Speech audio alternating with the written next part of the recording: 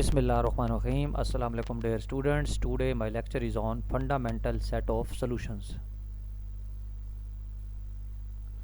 Fundamental set of solutions.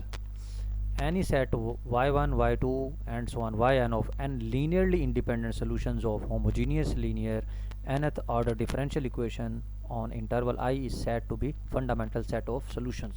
यानी किसी भी डिफरेंशियल इक्वेशंस का जब हम सॉल्यूशंस फाइंड करते हैं तो अगर उसके जितने भी सॉल्यूशंस कैलकुलेट हुए हैं अगर वो लीनियरली इंडिपेंडेंट है, अब लीनियरली इंडिपेंडेंट कैसे चेक करते हैं ये हम प्रीवियस वीडियो में हम डिस्कस कर चुके थे कि लीनियर इंडिपेंडेंट हम उन फंक्शंस का जितने फंक्शंस हैं जितने सॉल्यूशंस हैं हम उनका रॉन्ग सेंस फाइंड कर लेंगे। अगर वो नॉन ज़ीरो आ गया तो वो हमारे पास इंडिपेंडेंट सॉल्यूशंस होते हैं। तो अगर किसी भी डिफरेंशियल इक्वेशन का जो सॉल्यूशन है अगर वो इंडिपेंडेंट है तो इसका मतलब है कि वो जो सेट बनेगा आपके पास y1 से लेकर yn तक, तो उस सेट को हम फंडामेंटल सेट ऑफ सॉल्यूशंस कहेंगे on that interval. Existence of fundamental set, there exists a fundamental set of solution for the homogeneous linear n order differential equation on that interval. General solution homogeneous equation. Let y1, y2, yn be the fundamental set of solutions of homogeneous linear nth order differential equation on an interval. Then the general solution of equation on the interval is y is equal to c1 y1x, c2 y2x and so on cn ynx.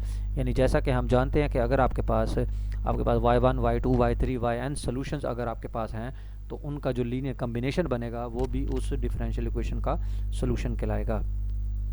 जैसा कि उन्होंने यहाँ proof किया है कि अगर आपके पास मतलब ये थ्योरम है आपके पास कि आपके पास y is equal to c1 y1x, c2 y2x and so on cn y1x is equal to yx के बराबर है, तो we will prove the case n is equal to 2। यानी वो कह रहे हैं 2 के लिए हम प्रूफ कर देते हैं, बाकी उसी तरीके से हो जाएगा।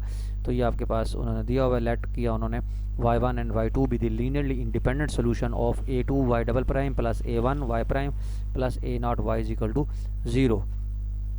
उसके बाद उन्होंने क्या किया कि c1 y1t plus c2 y2t is equal to k1 ले लिया और c1 y prime 1t plus c2 y2 prime k2 ले लिया, क्योंकि नॉन होमोजीनियस अगर हम ले रहे हैं तो इस तरीके से लेंगे।